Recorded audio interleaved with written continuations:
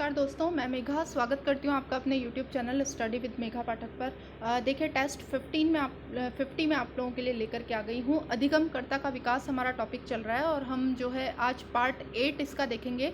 7 parts में upload कर चुकी हूँ। जो फ्रेंड्स नए जुड़े हैं, जिन्होंने नहीं देखे हैं, एक बार चैनल पर जाकर के ज़रूर देखें और चैनल पर लगातार स्टडी के लिए इसको जो है सब्सक्राइब करें। साथ में जो बेल आइकन है उसे भी आप लोग प्रेस कर दें और अगर वीडियो पसंद आता है दोस्तों तो प्लीज़ इसे लाइक करें और अपने दोस्तों के साथ ज़रूर शेयर करें। देखिए लगातार स्टडी के लिए आपको चैनल को सब्सक्राइब करना पड़ेगा और साथ में बेल आइकन को प्रेस करना ही पड़ेगा, वरना आप तक जो है नोटिफिकेशन नहीं पहुंचेगा। देखिए क्वेश्चन नंबर 1 हम लोग देख लेते हैं। पूर्व संक्रियात्मक अवस्था में बालक किन समस्याओं को हल करने में सक्षम होता है? तो देखिए पूर्व संक्रियात्मक अवस्था का जो आयु वर्ग होता है वो 2 से 7 वर्ष होता है।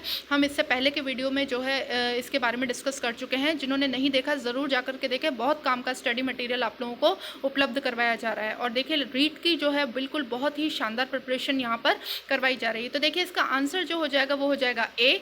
जो मूर्त होते हैं यानी कि जो वस्तुएं बच्चे के सामने मूर्त अवस्था में होती हैं उन्हें जो है पूर्व संक्रियात्मक अवस्था यानी कि प्री ऑपरेशनल स्टेज में बच्चा जो है हल करने में सक्षम होता है। तो आंसर ए हो जाएगा। क्वेश्चन नंबर 2 हम लोग देखते हैं। मूर्त संक्रियात्मक अवस्था से संबंधित आयु वर्ग है। तो देखिए मूर्त संक्रियात्मक अवस्था जो है वो है आपके कॉन्क्रीट ऑपरेशनल स्टेज, इसको कहा जाता है इंग्लिश में कॉन्क्रीट ऑपरेशनल स्टेज। इसका एक ही नाम जो है इंग्लिश में रहता है, लेकिन हिंदी में जो है काफ़ी सारे नाम हो सकते हैं, तो आप लोग इंग्लिश में ज़रूर याद रखें। तो देखिए इसमें जो आयु वर्ग आएगा वो आप लोगों के आएगा 7 से 12 वर्ष, क्योंकि 0 से 2 वर्ष के आयु वर्ग तो मैंने आपको बताया था संवेदीगामक अवस्था होती है जिसे सेंसरी मोटर स्टेज कहते हैं।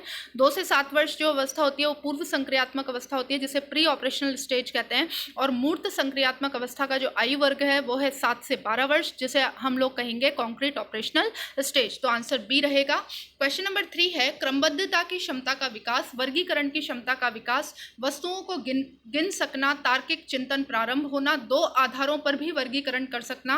देखिए 2 आधारों पर वर्गीकरण कर सकना का मतलब है पलटावी गुण जो है इस अवस्था में बालक के अंदर आ जाता है। पलटावी गुण मैंने आपको बताया था कि जब बालक 2 + 2 = 4 इस तरीके से समझे तो ये एक पक्ष है, लेकिन अगर बालक ये भी समझने लग जाए कि 4 - 2 = 2 होते हैं, यानी कि उल्टा भी समझने लग जाए, तो इसे पलटावी गुण कहते हैं। तो इस गुण का विकास जो है किस अवस्था में हो जाता है, इसके बारे में क्वेश्चन पूछ रहा है वो।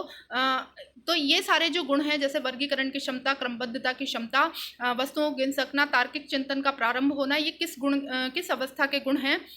तो देखिए बहुत ही इंपॉर्टेंट लाइंस हैं, ये क्वेश्चन इसी तरीके से आते हैं। तो देखिए मूर्त संक्रियात्मक अवस्था के ये सब लक्षण हैं, तो आंसर जो हो जाएगा वो सी हो जाएगा। क्वेश्चन नंबर 4 हम लोग देखते हैं। औपचारिक या अमूर्त संक्रियात्मक अवस्था से संबंधित आयु वर्ग कौन सा है? तो देखिए औपचारिक या अमूर्त संक्रियात्मक अवस्था को कहा जाता है abstract operational stage. Abstract operational stage इसको इंग्लिश में कहा जाता है। आप लोग बिल्कुल इसे याद रखें। इसका जो आयु वर्ग है वो है 12 से 18 वर्ष। तो आंसर जो हो जाएगा वो हो जाएगा डी, 12 से 18 वर्ष। क्वेश्चन नंबर 5 हम लोग देखते हैं। परिकल्पनाओं का निर्माण तथा उसका परीक्षण किस अवस्था से प्रारंभ हो जाता है? तो देखिए परिकल्पनाओं का जो निर्माण होता है, देखिए परिकल्पना शब्द आते ही आपको याद रखना है कि ये औपचारिक संक्रियात्मक अवस्था, जिसे अमूर्त संक्रियात्मक अवस्था या फिर मैंने आपको बताया था एब्स्ट्रैक्ट ऑपरेशनल स्टेज इसको कहा जाता है। एब्स्ट्रैक्ट ऑपरेशनल स्टेज यानी कि अमूर्त या औपचारिक संक्रियात्मक अवस्था। तो देखिए परिकल्पनाओं का निर्माण और उसका परीक्षण जो है, ये लाइन देखते ही, परिकल्पना शब्द देखते ही आपको अमूर्त संक्रियात्मक अवस्था पर पहुंच जाना है। तो आंसर जो रहेगा वो रहेगा डी, अमूर्त संक्रियात्मक अवस्था, या इंग्लिश में बोलते हैं इसको एब्स्ट्रैक्ट ऑपरेशनल स्टेज। देखिए नेक्स्ट क्वेश्चन हम लोग देखते हैं। Question number 6। स्कीम शब्द का संबंध किस अवस्था से होता है? तो देखिए स्कीम शब्द देखते ही आपको शश्वावस्था लगानी है। स्कीम का मतलब ही शश्वावस्था है। तो आंसर जो रहेगा यहाँ पर शश्वावस्था रहेगा। बिल्कुल आप लोग बिल्कुल याद रखें इस क्वेश्चन को कि स्कीम शब्द देखते ही आपको शश्वावस्था पर जाना है। तो आंसर इसका जो रहेगा वो बी रहेगा। क्वेश्चन नंबर 7 है। स्कीम किससे संबंधित है? तो देखिए स्कीम केवल शारीरिक क्रियाओं से संबंधित है। ये कोई मानसिक क्रिया नहीं है, ना ही भावात्मक क्रिया है। स्कीम का जो संबंध होता है वो शारीरिक क्रियाओं से होता है। किसी भी काम को, नए काम को जब बालक सीखना प्रारंभ करता है शारीरिक रूप से, जैसे वस्तुओं को उठाना, चम्मच से भोजन करना या बैग को उठाना, इस तरीके के जो कार्य होते हैं जब बालक सीखना प्रारंभ करता है, तो देखिए वही स्कीम कहलाती है। तो आंसर जो हो जाएगा वो ए हो जाएगा, शारीरिक क्रिया। क्वेश्चन नंबर 8 हम लोग देखते हैं, कोई भी नवीन कार्य किया जाए जैसे कि चम्मच से भोजन करना सीखना, स्कूल बैग उठाना आदि, इनकी शुरुआत किससे संबंधित है? तो देखिए मैंने अभी अभी आपको बता दिया है कि इसकी जो शुरुआत है वो स्कीम यानी कि स्कीमा भी इसको कहा जाता है, तो उससे संबंधित है, तो सी इसका जो है वो आंसर रहेगा। क्वेश्चन नंबर 9 हम लोग देखते हैं, प्रत्यय विकास का सिद्धांत किसने दिया था? तो देखिए प्रत्यय विकास का सिद्धांत जो दिया था वो जे.एस. ब्रूनर ने दिया था, तो आंसर इसका जो हो जाएगा वो हो जाएगा B, JS. Bruner. Question number 10 हम लोग देखते हैं, ब्रूनर ने बालकों के संज्ञानात्मक विकास को कितने चरणों में विभक्त किया है?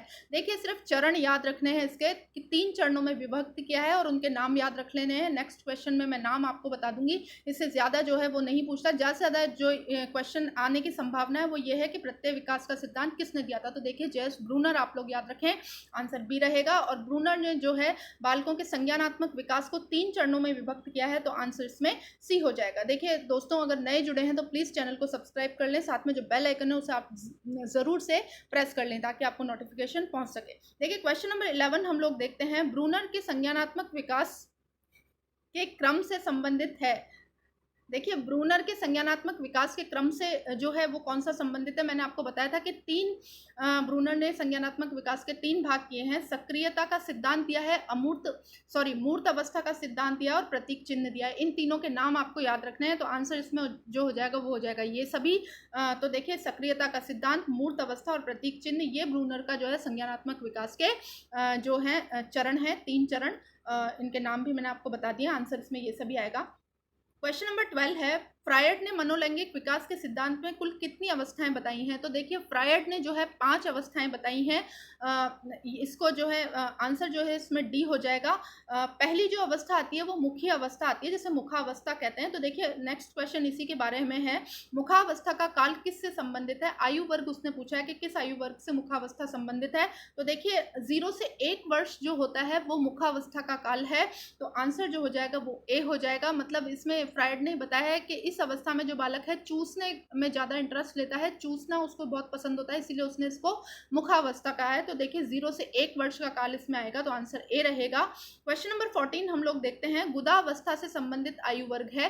तो फ्रायड ने जो है 1 से 3 वर्ष की जो अवस्था है, 0 से 1 वर्ष तक की जो अवस्था रहती है उसमें तो उसने मुखावस्था कहा है उसको, और 1 से 3 वर्ष की अवस्था को गुदावस्था कहा है, तो आंसर इसमें बी हो जाएगा। क्वेश्चन नंबर 15 है, लिंग प्रधान अवस्था से संबंधित आयु वर्ग है। देखिए उसने तीसरी जो अवस्था बताई है वो अवस्था बताई है लिंग प्रधान अवस्था फ्रायड ने। तो देखिए इसमें जो आएगा वो आएगा आपके लिंग प्रधान अवस्था में जो आयु वर्ग है वो है 3 से 5 वर्ष, तो इसमें जो आंसर हो जाएगा वो हो जाएगा सी, 3 से 5 वर्ष की अवस्था जो बताई है वो जो अवस्था है वो है आपके लिंग प्रधान अवस्था। तो देखिए 0 से 1 तो मैंने आपको बता दिया मुखावस्था है, 1 से 3 वर्ष की अवस्था मैंने आपको बता दिया है कि गुदावस्था है, 3 से 5 वर्ष जो है लिंग प्रधान अवस्था है, और 6 से 12 वर्ष जो दे रखा है इसमें 6 से 12 वर्ष की अवस्था जो होती है बाल्यकाल जो होता है सुषुप्ता अवस्था को कहा जाता है, जिससे लेटेंसी स्टेज भी कहा जाता है इंग्लिश में। तो देखिए ये भी बहुत ही इंपॉर्टेंट है, आगे के वीडियो में जो है ये क्वेश्चन मैंने डाला है, तो लगातार आप मेरे साथ जुड़े रहें और प्लीज़ कमेंट बॉक्स में कमेंट करें कि कितने क्वेश्चंस आपके सही हुए हैं और ये स्टडी मटेरियल आपको कैसा लगता है। अगर वीडियो पसंद आता है तो इसे लाइक करें, दोस्तों के साथ शेयर करें। धन्यवाद।